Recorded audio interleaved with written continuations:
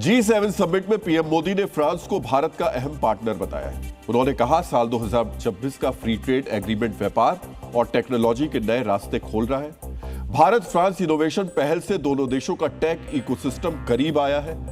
PM के मुताबिक दुनिया के आधे रियल टाइम डिजिटल ट्रांजैक्शन अब अकेले भारत के यूपीआई से होते हैं। इसका इस्तेमाल अब एफिल टावर और पेरिस एयरपोर्ट पर भी किया जा रहा है। साथ ही 70 करोड़ यूजर्स वाला डिजी लॉकर दुनिया का सबसे बड़ा डिजिटल वॉलेट बन गया है। झारखंड में हुए राज्यसभा चुनाव के नतीजों में बड़ा राजनीतिक उलटफेर देखने को मिला।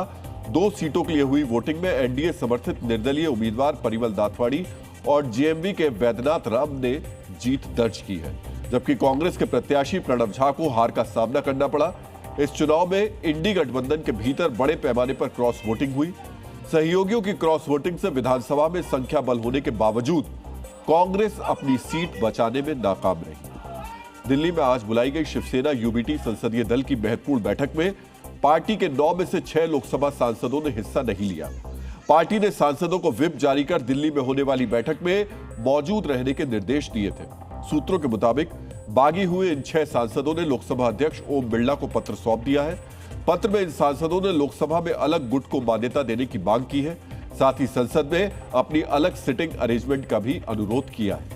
मध्य प्रदेश में यूनिफॉर्म सिविल कोड को लागू करने की तैयारी अब अपने अंतिम चरण में पहुंच गई है। जी न्यूज से बातचीत में मुख्यमंत्री डॉक्टर मोहन यादव ने बताया कि 20 जुलाई से शुरू होने वाले विधानसभा के मॉनसून सत्र में सरकार यूसीसी से जुड़ा अहम विधेयक पेश कर सकती है। एमपी सरकार का दावा है कि ड्राफ्ट में सभी वर्गों के हितों का पूरा ध्यान रखा गया है।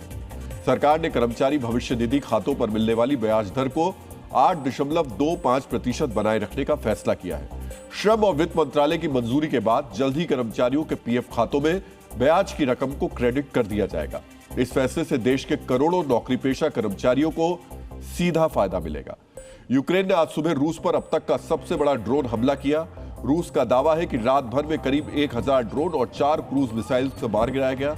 इनमें करीब 200 ड्रोन सीधे रूस की राजधानी मॉस्को की तरफ बढ़ रहे थे। इस भीषण हमले में एक ऑयल डिपो तबाह हो गया। हमले के बाद मलबे से कई इमारतों को नुकसान पहुंचा। मॉस्को के हवाई अड्डों पर उड़ानों को भी रोकना पड़ा।